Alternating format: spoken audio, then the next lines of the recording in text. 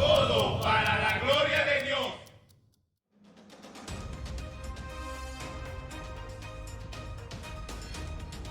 Bueno, vamos a comenzar leyendo 1 de Juan capítulo 5, versículo del 13 al 15. Escribo estas cosas a ustedes que creen en el nombre del Hijo de Dios, para que sepan que tienen vida eterna. Esta es la confianza que tenemos al acercarnos a Dios, que, si pedimos cualquier cosa conforme a su voluntad, Él nos oye. Y si sabemos que Dios oye todas nuestras oraciones, podemos estar seguros de que ya tenemos lo que le hemos pedido. Y vemos a Juan diciendo: escribo estas cosas a ustedes que creen en el nombre del Hijo de Dios. Pero antes de comenzar a meternos en la pequeña porción del texto, vamos a ver qué estaba escribiendo Juan en su carta. Para los que han leído la primera carta de Juan, él nos habla de lo siguiente. Primero nos dice que Jesús es el verbo de vida. Nos habla que caminemos en la luz y que no amemos al mundo. Nos dice que nos cuidemos de los anticristos y que permanezcamos en Dios. También nos dice que nos amemos los unos a los otros y que vivamos en el Espíritu, permaneciendo en amor, viviendo en la fe. Ese es el mensaje que Juan está diciendo cuando dice: escribo estas cosas. Ya usted sabe qué cosas. Y esta carta va dirigida a creyentes, porque habla a ustedes que creen en el nombre del Hijo de Dios. No está diciendo a ustedes que están por... No. Ya personas que han creído en que Jesucristo es el Hijo de Dios. Esta carta no es para no creyentes. Para el no creyente, usted lo puede llevar al Evangelio de Juan, donde da las evidencias de que Jesús es el Cristo, de que Jesús es el Mesías.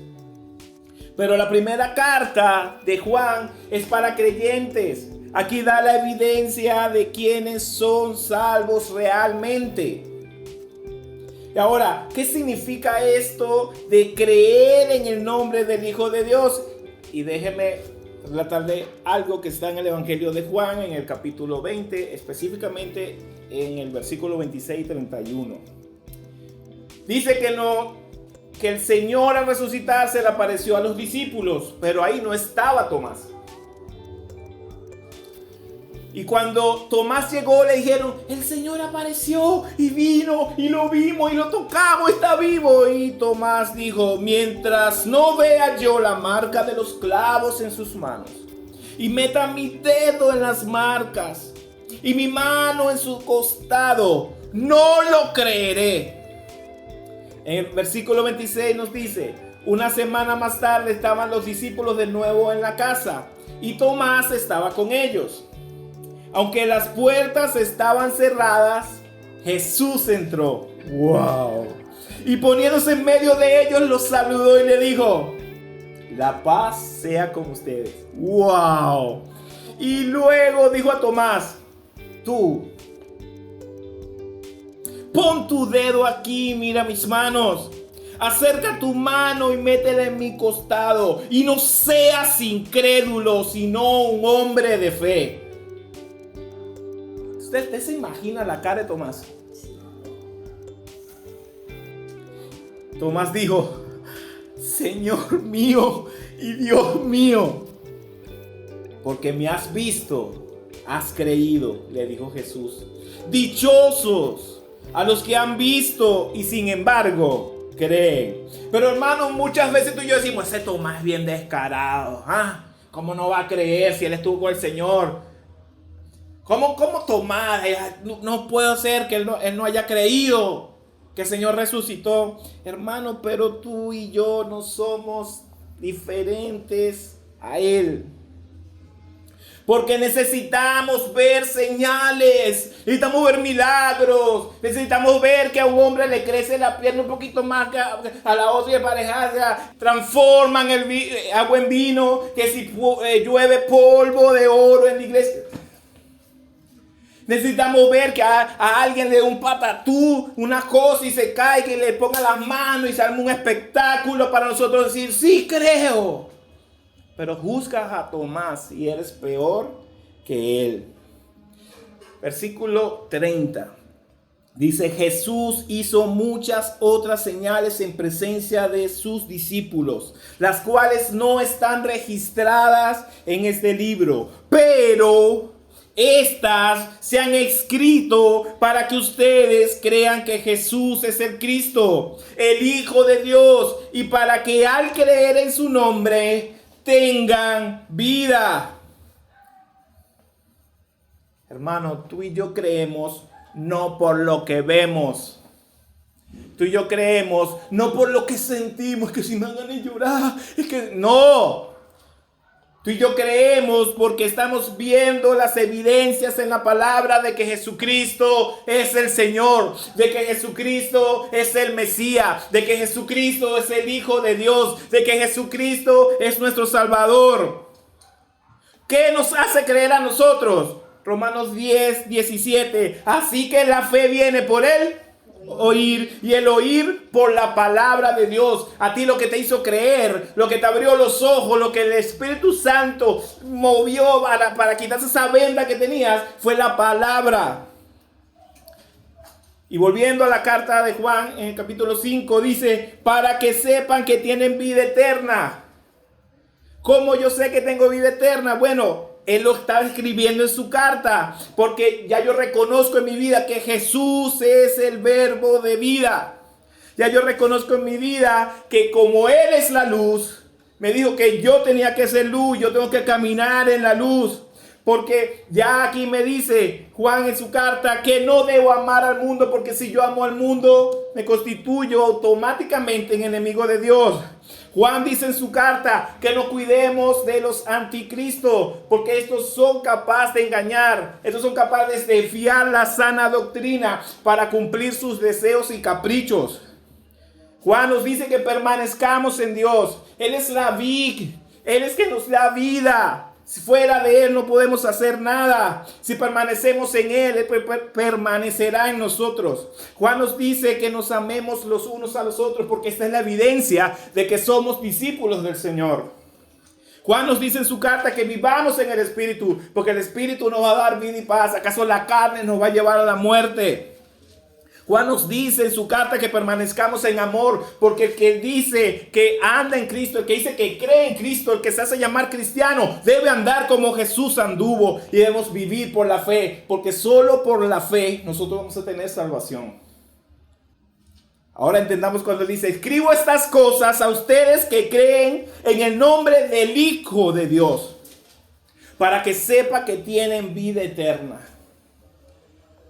Cuando yo nada más veo que Jesús es el verbo de la vida, ya yo sé que yo tengo vida eterna. Cuando yo sé que Jesús es luz, me dice, tú también eres luz, ya yo sé que tengo vida eterna. Cuando yo sé que yo amo más a Dios que todas las cosas que me ofrece este mundo, ya yo sé que tengo vida eterna.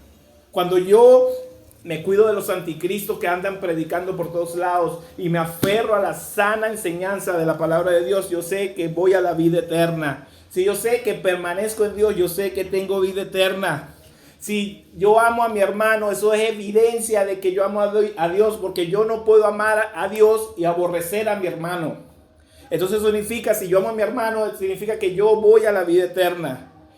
Si yo vivo en el Espíritu, yo sé que voy a la vida eterna. Si yo permanezco en el amor, ando como Jesús anduvo, yo sé que yo voy a la vida eterna. Si yo vivo por la fe, yo sé que voy a la vida eterna. Amén. Amén. Ahora, lo siguiente que Juan va a hablar acá, lo está dirigiendo a las personas que ya reconocen y que ya viven como hijos de Dios.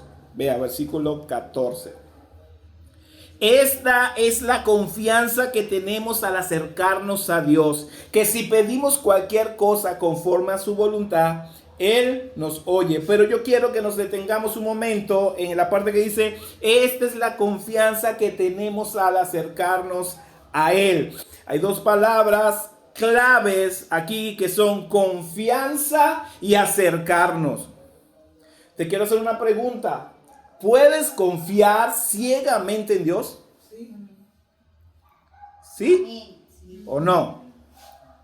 Porque, ¿sabes? Dios no piensa como nosotros. Dice que sus caminos no son como nosotros. ¿Usted confía en otra persona que piensa diferente a usted? ¿O está en un camino diferente al suyo? No.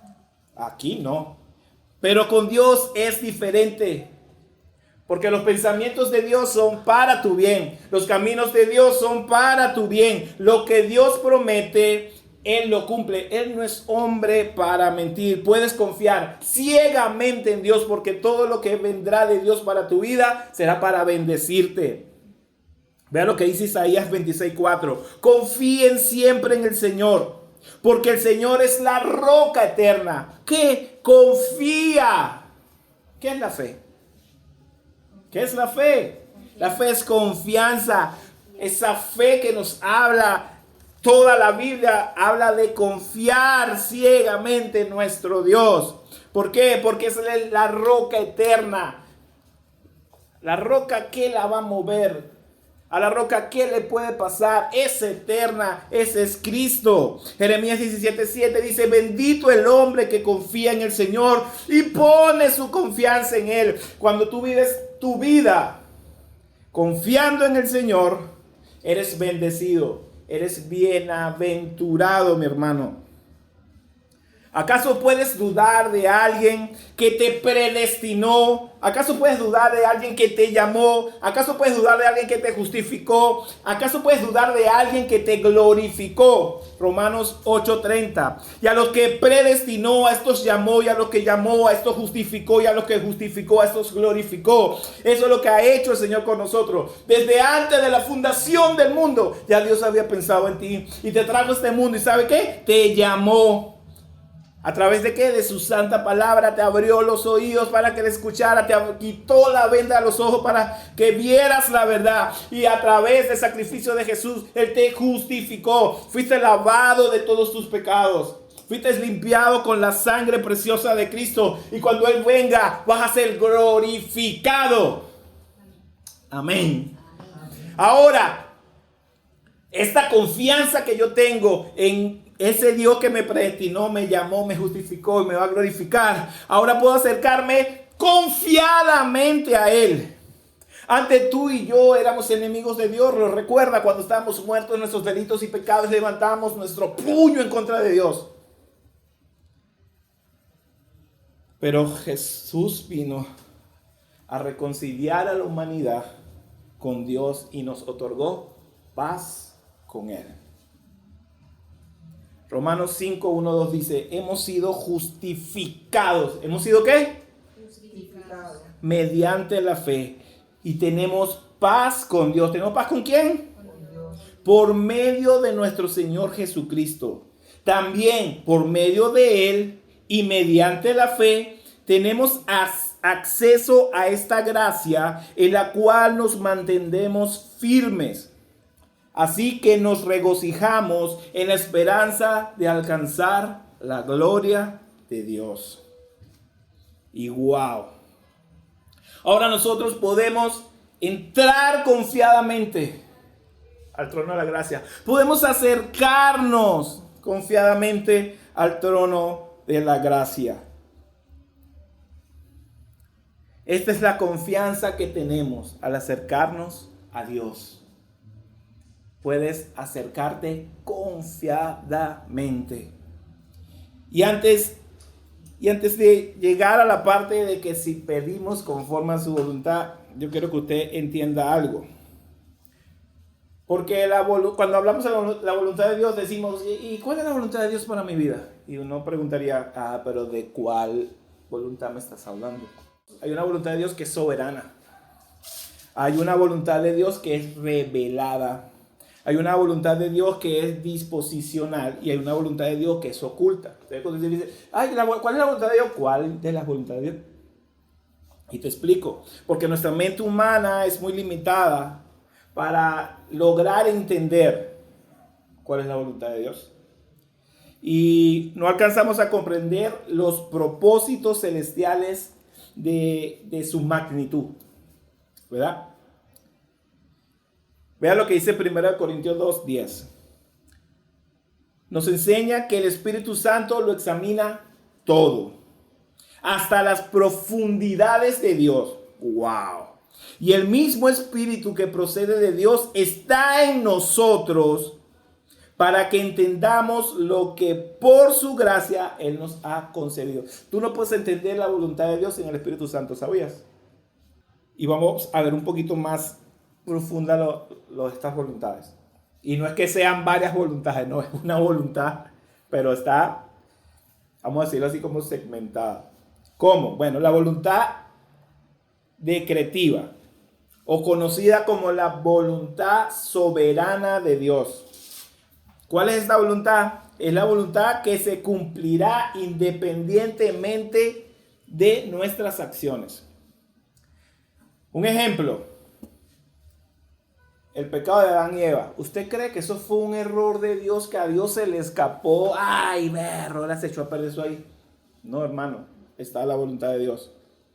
La voluntad de Dios era que viniera su Hijo Jesucristo a morir por ti y por mí. Eso fue algo improvisado que Dios hizo porque para resolver. No, era la voluntad de Dios. El fin del mundo, cuando Jesucristo vuelve y venga a juzgar con puño de hierro a las naciones y venga ya al final. Eso el Señor decía, vamos a hacer. No, eso es la voluntad de Dios. Si tú y yo hagamos lo que hagamos, ¿podemos alterar eso? No, es la voluntad soberana de Dios. Es la voluntad que Dios decretó. Ahora está la voluntad revelada. ¿Cómo es esta voluntad revelada? Bueno, es la voluntad de Dios para nosotros los seres humanos, que se revela a través de la palabra de Dios.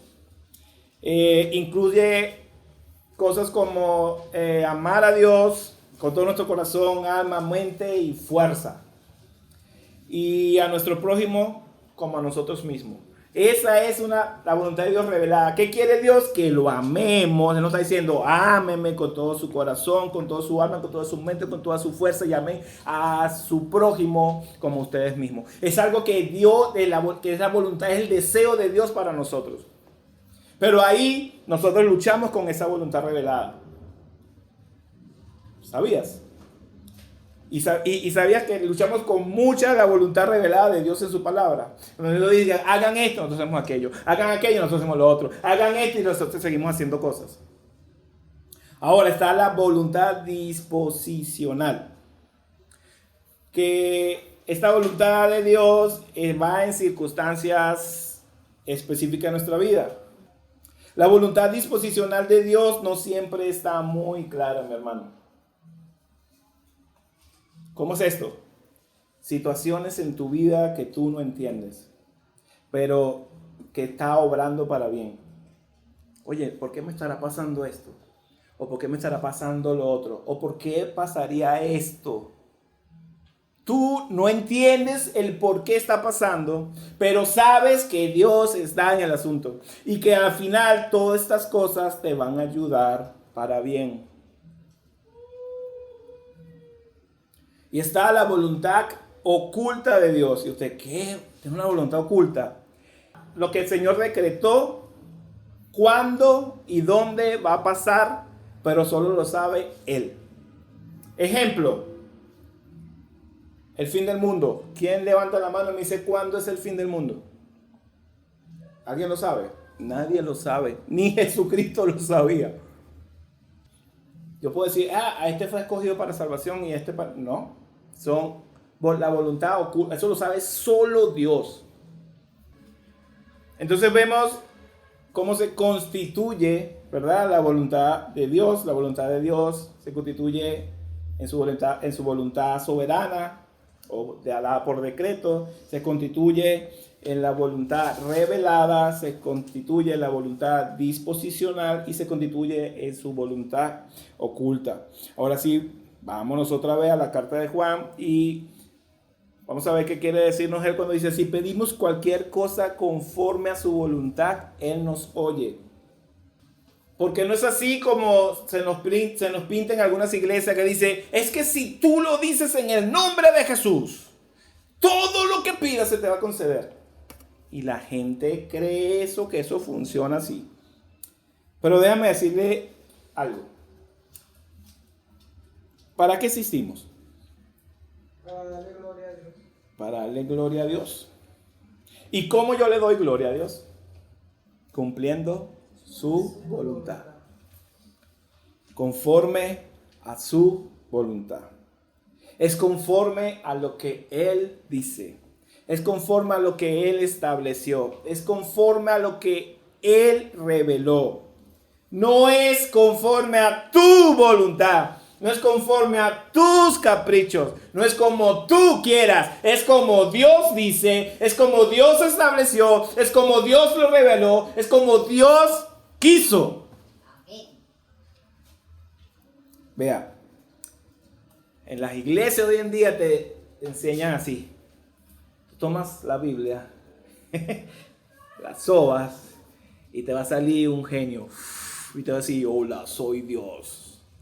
Y tú le vas a decir, quiero un carro, quiero que mi empresa crezca, quiero casas, y yo te voy a dar dinero, Dios, para que tú me des más a mí, porque me enseñaron que mientras más yo siempre, más tú me das. Y esto no funciona así, hermanos. El día que Dios te dice no, entonces tú empiezas, no me lo vas a dar. Entonces yo declaro ahora en el nombre de Jesús. O yo ato, yo decreto, yo declaro. Mi hermano, usted puede decretar, atar, desatar, declarar lo que usted quiera. Si no es la voluntad de Dios, ahí se va a quedar vestido y alborotado, como decimos aquí en Venezuela. Porque es la voluntad de Dios, no es la voluntad de tus caprichos. No es como tú creas, sientas o te parezca. Es como Dios lo dijo y punto. Es su voluntad soberana por encima de todas las cosas. Todas las cosas. Santiago 4, 2, 3 nos dice, desean algo y no lo consiguen. Matan y sienten envidia y no pueden obtener lo que quieren. Riñen y se hacen la guerra, no tienen porque no piden. Y cuando piden no reciben porque piden con malas intenciones para satisfacer sus propias pasiones. Y así queremos ir delante de Dios. Dios, necesito un carro. Y Dios dice, ¿eso me va a glorificar a mí? No, es para yo salir con mis amigos a la playa. Es que si te doy un carro, te vas a alejar de la iglesia, te vas a alejar de todos lados, porque vas a querer pasear por todos lados y no vas ni para el culto vas a ir. No, Señor, y mire, y empieza usted a buscar la manera de comprar el carro y hacer las cosas. Y puede comprarse su carro, pero cuando estés allá accidentado, al borde de la muerte, Dios te va a decir, te lo dije, no era mi voluntad. ¿Cómo yo sé que pido conforme a la voluntad de Dios? Es cuando yo pido para que Él sea glorificado. Dios, yo quiero un carro. Y un carro grande, compuesto. ¿Sabe qué, Señor? Para agarrar yo el día del culto y esos hermanos que viven lejos, voy y los busco y doy la vuelta por toda la ciudad y me traigo todo ese sentido para la iglesia, Señor. Y después voy y los llevo. Ese va a ser el servicio que yo voy a dar a la iglesia con ese carro. Tú me vas a dar, Señor. El Señor va a decir, ¿eso me glorifica? Sí, toma el carro. Porque nosotros existimos para glorificar el nombre de Dios. Nosotros no existimos para la gloria nuestra. Nosotros existimos para la gloria de Dios. Y ay, hermano, ¿cuál es tu reacción cuando Dios te dice no? Usted va a decir, sí, Señor, es tu voluntad. Mentira, hermano, usted empieza a pelear con Dios. Señor, ¿pero por qué? Y lo peor es que empezamos a sacar, pero yo voy a la iglesia, Señor, y yo sirvo. Y mire, Señor, qué fuerte servir a esa gente es fuerte. Y yo no me merezco, Señor. Pero el hermanito ese ese sí le da, pero a mí no. Porque así somos. Así somos. Entonces, ¿cuál es tu reacción cuando Dios te dice no? ¿Cuál es tu reacción cuando Dios te dice, te lo voy a dar, pero ahorita no? Ay, papá. Dios dice, aquí se me prendió el hijo. Porque lo que nos dicen no nos gusta. Y ve algo, hermano. Si yo confío en Dios, significa que estoy cerca de Él. Porque yo no puedo confiar en Dios y estar lejos de Él. Cuando yo confío en Dios, yo me acerco a Él. Y cuando yo me acerco a Dios, empiezo a conocerlo. Y cuando yo conozco a Dios, empiezo a pedir conforme a su voluntad. Y cuando yo pido conforme a su voluntad, Él me oye. Pero, siempre lo pero, ¿verdad? ¿Cómo conocer la voluntad de Dios? Y ya para nosotros, ya conocemos en cierto modo la voluntad soberana de Dios, ¿verdad? Que Dios estableció y Dios dijo que era así, así, así nosotros lo vimos y punto. Pero con lo que más luchamos nosotros es con la voluntad revelada. Con la voluntad que Dios nos habla a través de su palabra. Esas son las que nos luchan nosotros. Cuando Dios dice, mira, Dios lo estableció que va a ser así, uno dice, amén. Pero cuando Dios te dice, no vivas así, uno dice, Señor, ah. La voluntad revelada de Dios a nosotros con la que más nos luchamos. Y voy a usar palabras del apóstol Pablo, que lo usó en su carta a los romanos en el capítulo 12, versículo 1 y 2. Vea cómo dice. Por tanto, hermanos, tomando en cuenta la misericordia de Dios, ruego que cada uno de ustedes en adoración espiritual ofrezca su cuerpo como sacrificio vivo, santo y agradable. No se amolden al mundo actual, sino que sean transformados mediante la renovación de su mente. Y así podrán comprobar cuál es la voluntad de Dios. Así podrán comprobar ¿qué? ¿Cuál es la voluntad de Dios? Que es buena, agradable y perfecta. Y yo quiero ir tomando porciones aquí que son importantes, que nos habla Pablo en Romanos. Dice, por tanto, hermanos, tomando en cuenta la misericordia de Dios. Si tú no has entendido la misericordia de Dios, hermano, entonces no tienes un corazón agradecido. Entonces no vives para Él, entonces estás viviendo a tu manera.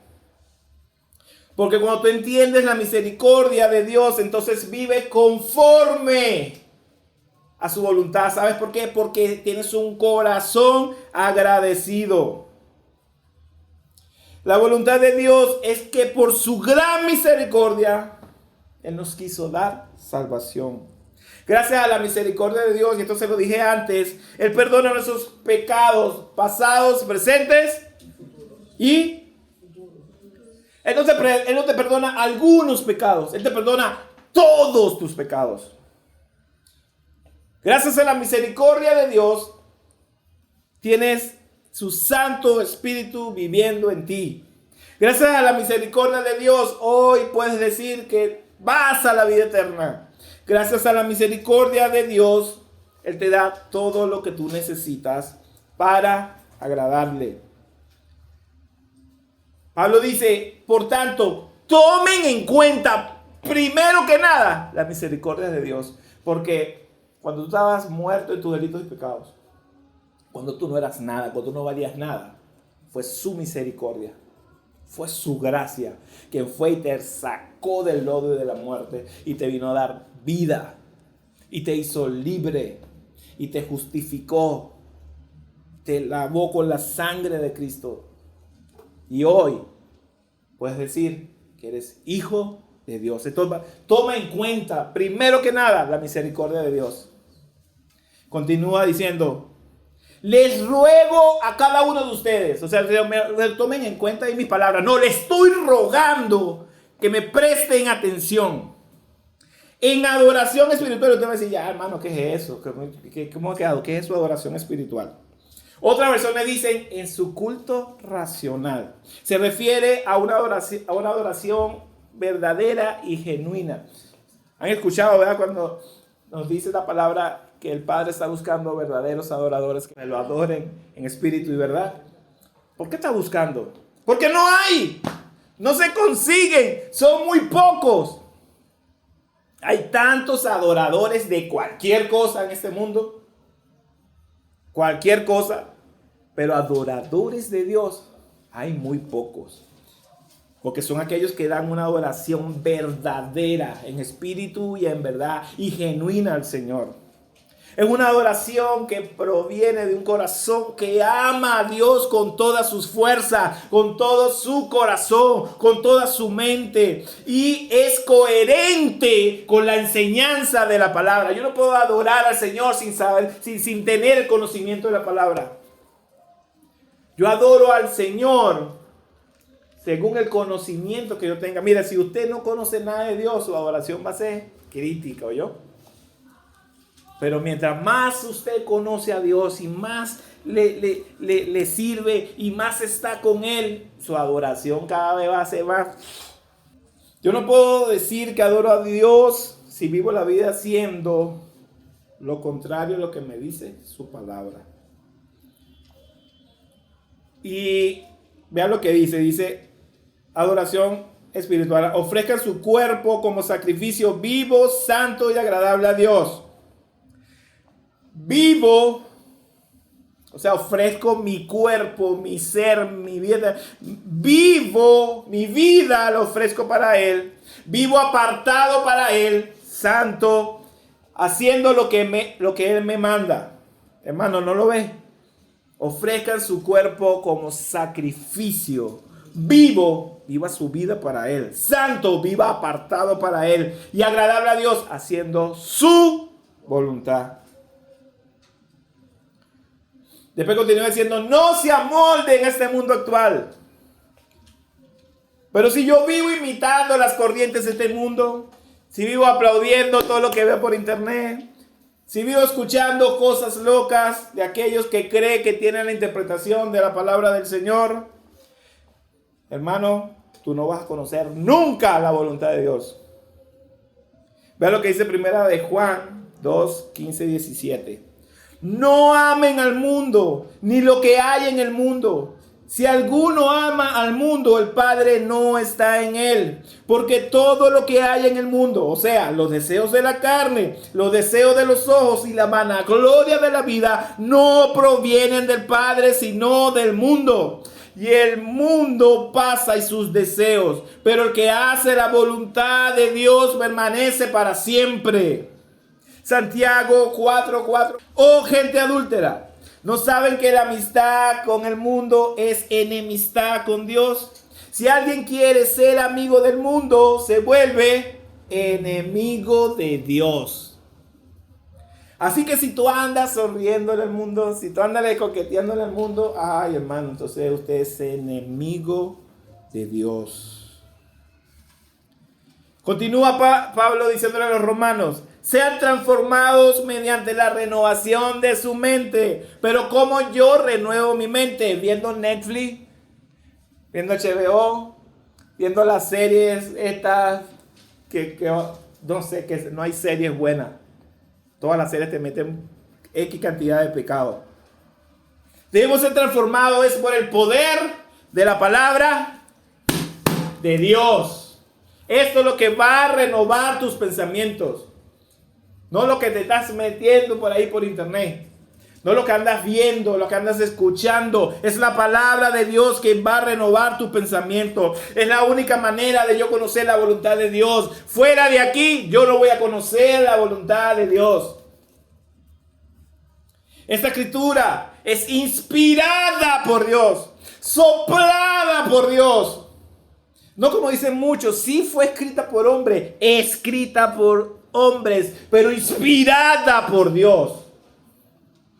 Y es útil para enseñar, para reprender, para corregir, para instruir en justicia. Esta palabra, cuando tenga que hacerlo, lo va a hacer, te va a enseñar. Esta palabra te va a reprender. Esta palabra te va a corregir. Esta palabra te va a instruir en justicia. Al renovar tu mente, estás enteramente capacitado para toda buena obra. Ay, hermano, pero ¿por qué yo no haré buenas obras? Porque no estás siendo capacitado por la palabra de Dios. Simple. Eso lo dice 2 Timoteo 3, 16, 17. Y debemos ser transformados por el poder de la palabra de Dios. por el evangelio de Cristo.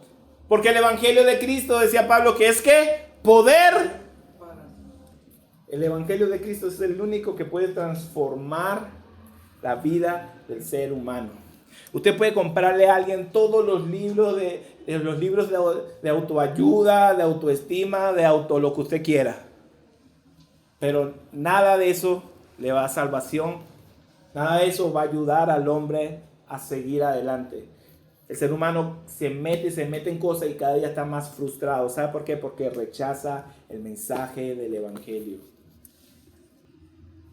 Entonces, tomando en cuenta la misericordia de Dios, viviendo en adoración espiritual, ofreciendo nuestro cuerpo como sacrificio vivo, santo y agradable a Dios, no amoldándonos a este mundo, sino siendo transformados por su palabra, entonces vamos a comprobar cuál es la voluntad de Dios, que es buena, agradable y perfecta. ¿Quieres más? Te doy más. Primera de Tesalonicenses 5, 16, 18. Dice: estén siempre alegres, oren sin cesar, den gracias a Dios en toda situación, porque esta es su voluntad para ustedes en Cristo Jesús. ¿Quieres conocer la voluntad de Dios, hermano? Entonces está alegre.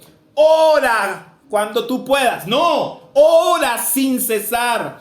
Da gracias a Dios, sea agradecido. Recuerda su gran misericordia. Entonces sea agradecido en cualquiera que sea la situación donde te encuentres. Estés pasando todo bien o estés pasando todo mal, porque esta es la voluntad de Dios para ustedes en Cristo Jesús. Que estén alegres, que estén metidos en la presencia de Dios y que tengan un corazón agradecido, que lo adoren en espíritu y verdad. Esa es la voluntad de Dios. El Salmo 16:11 dice: el gozo del Señor es mi fortaleza.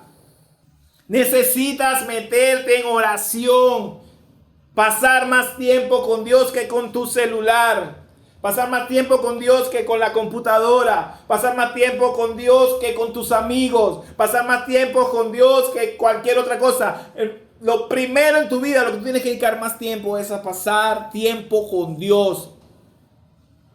Porque allí es donde vas a tener una relación, vas a tener intimidad con Él. Ojalá nosotros pasáramos el tiempo así.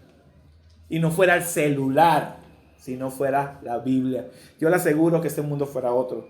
Le aseguro que estos falsos maestros, esta gente que anda diciendo lo que eras por allí, no tendría ni una sola persona en su iglesia. Porque necesitas estar tiempo en oración. Necesitas estar tiempo meditando la palabra. Y hermano, yo te voy a pedir algo. No leas más la Biblia. No la leas más. Porque con leerla no vas a hacer nada. Tú estudia y medita la Biblia. No la leas. Estúdiala y medítala. De noche y de día. Porque esto te va a dar la sabiduría de Dios. Esto te va a hacer conocer más a Dios. Mira, mientras más conoces a Dios, hermano, te das cuenta que estás más lejos de Él.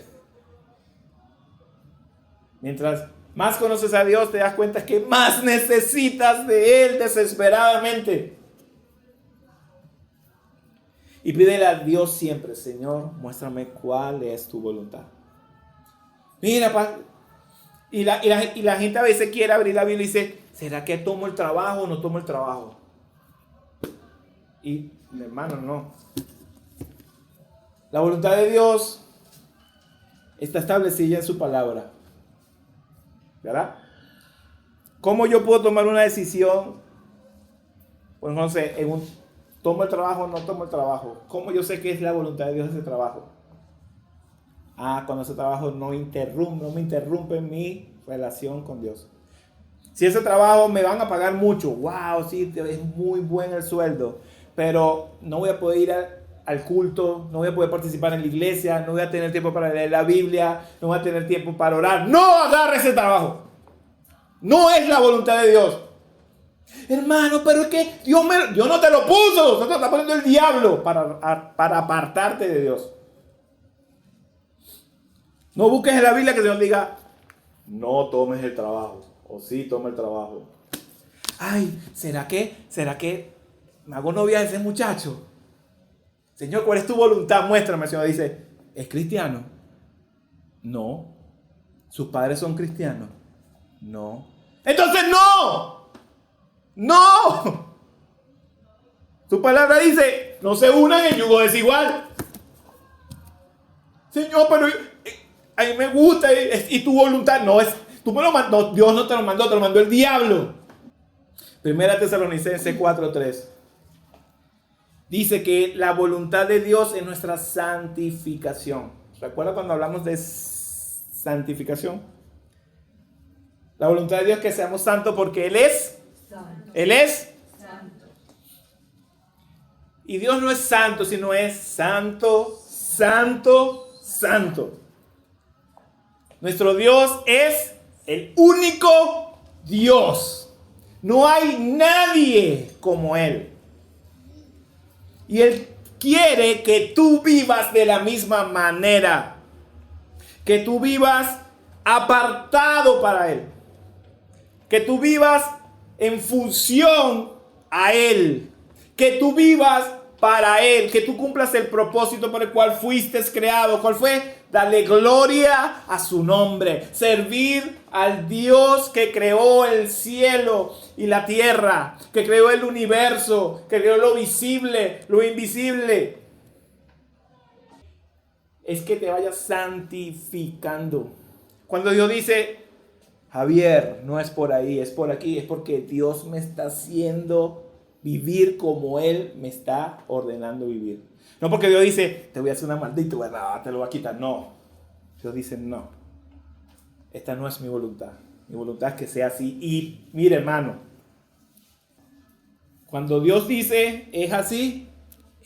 Usted patalee, usted llore, usted diga, yo no lo hago.